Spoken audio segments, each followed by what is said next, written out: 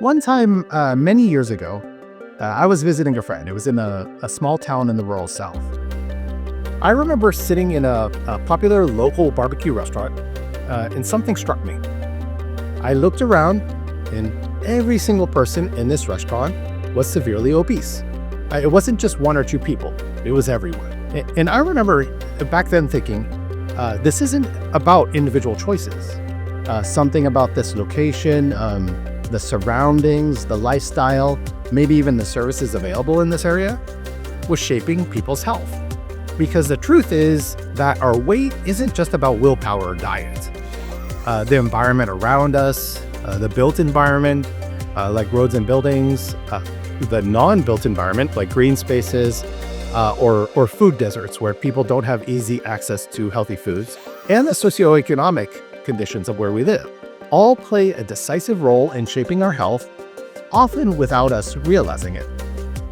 And this brings me to a fascinating study I want to share with you. These researchers literally looked at obesity from space.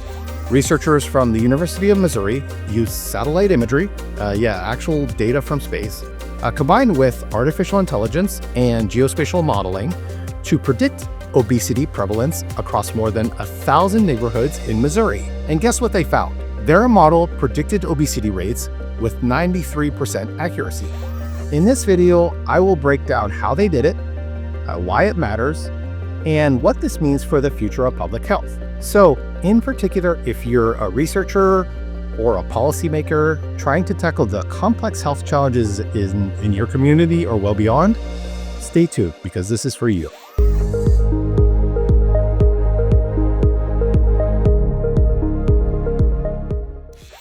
So how exactly do you train an AI model to see obesity from space?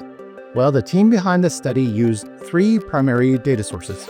First, satellite imagery from Sentinel-2 provides medium-resolution optical or visual images that cover the state of Missouri. Each image captures detailed environmental patterns at a 10-meter resolution, like parks, buildings, and roads. Second, they pulled in obesity prevalence data from the CDC's 500 Cities project. That's where the actual health information comes from, showing obesity rates by census tract across Missouri. And finally, they used the geographic boundaries from the U.S. Census Bureau's Tiger data to align the satellite imagery with the neighborhood-level health data. So what you get is a powerful combination. What the environment looks like from space, matched with the health of the people on the ground. So yes, satellites and artificial intelligence are being used to understand obesity at the neighborhood level.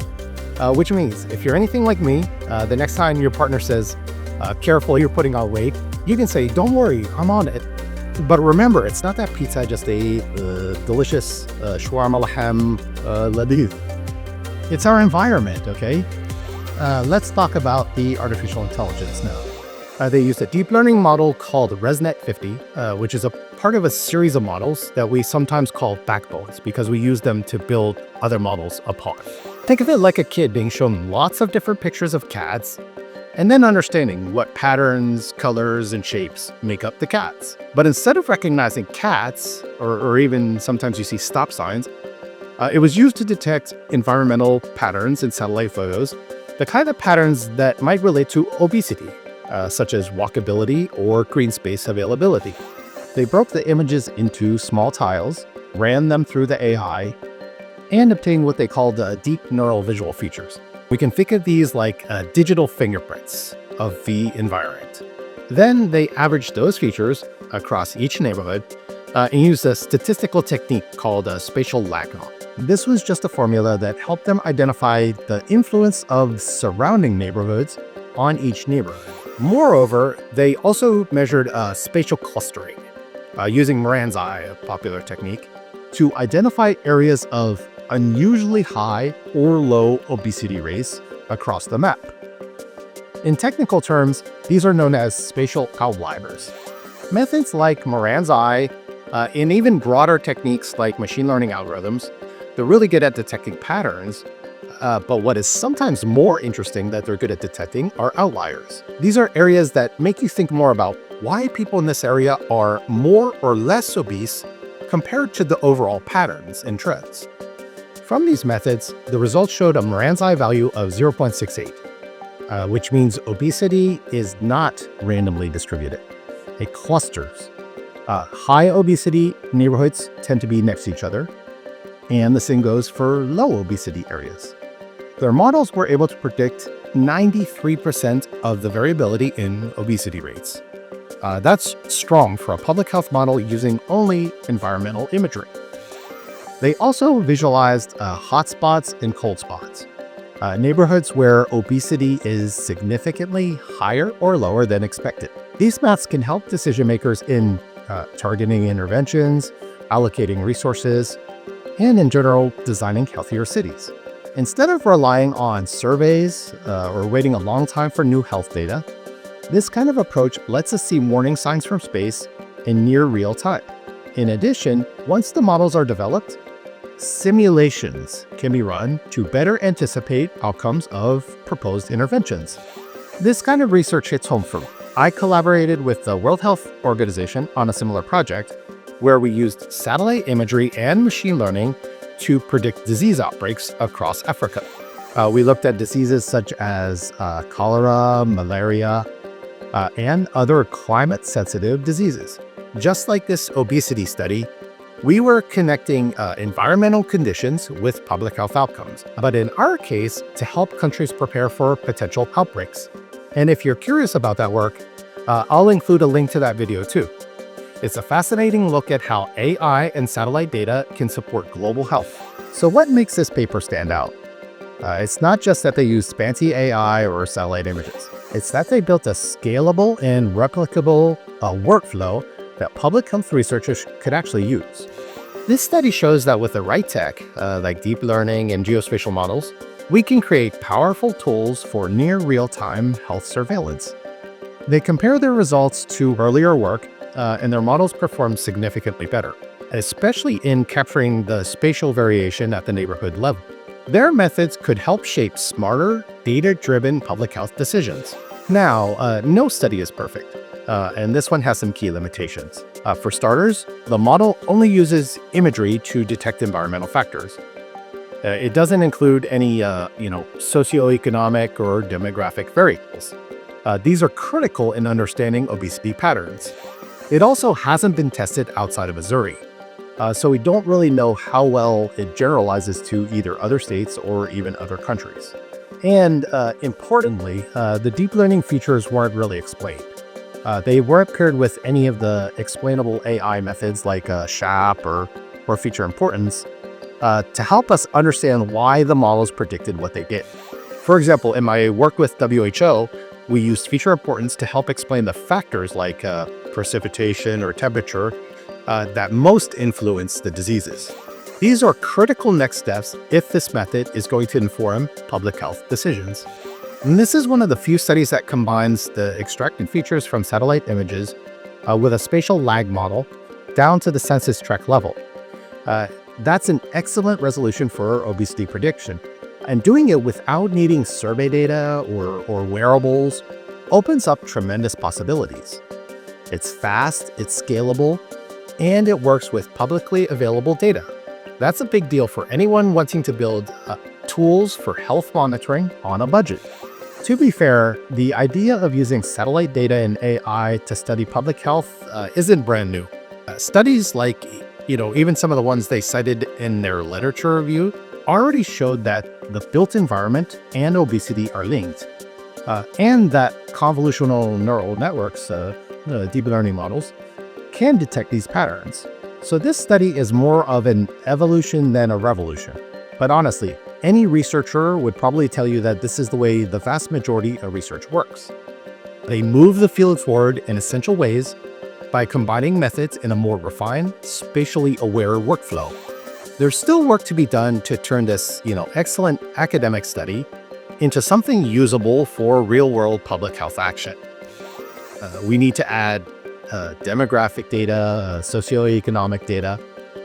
We need to validate it in different locations and include tools that explain the model's predictions in a way that people can both understand them and trust them.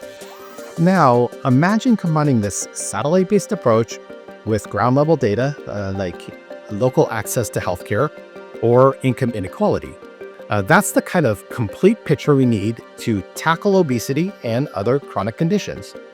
In addition, this is also a reason why it's essential to build visual analytics tools that turn these insights into actionable maps and dashboards, putting the power of this data directly in the hands of decision makers who can create healthier, more equitable communities. I talked a lot about the scientific value of this research, but now let's talk business. This kind of modeling has enormous potential for companies and agencies that deal with health data. Think insurers, hospital networks, city planners, even startups in health tech. It's a ready-to-use prototype for scalable tools that can monitor health risks, allocate resources, and make smarter planning decisions, all using publicly available data and open-source tools. In a world where preventative care and predictive analytics are driving healthcare innovation, this study shows a valuable path forward. And what about real people and real neighborhoods? This approach makes it possible to target public health interventions where they're needed most, down to the neighborhood level with incredible accuracy. It can shape zoning decisions, green space planning, and how we distribute health services, all in a more informed and equitable way. Best of all, it offers a cost-effective alternative to the on-the-ground data collection, meaning more communities, even under-resourced ones, can benefit from cutting-edge insights. This work comes from a strong interdisciplinary team at the University of Missouri's Institute for Data Science and Informatics.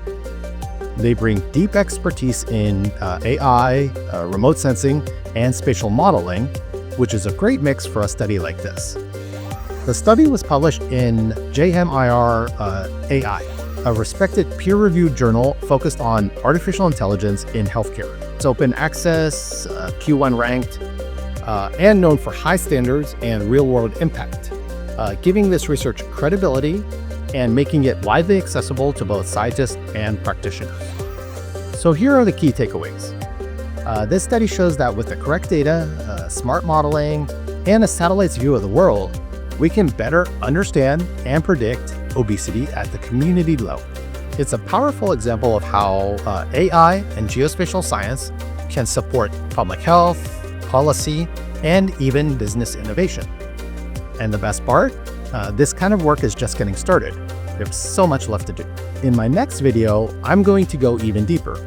I'll be talking about one of the most exciting frontiers in artificial intelligence, that's geospatial foundational models. Imagine the power of large language models, the secret sauce behind ChatGPT and other Gen AI tools. But instead of understanding language, it understands our planet, pulling insights from satellite imagery across space and time. These models could completely transform how we do research like this, so you don't want to miss my next video. If you're working on something similar to what I showed here, or want to explore how we use data, AI, and Earth observation to tackle public health challenges, feel free to reach out. I'd love to connect, collaborate, or just talk ideas. Thanks so much for watching, and let's keep building solutions that make a real-world impact.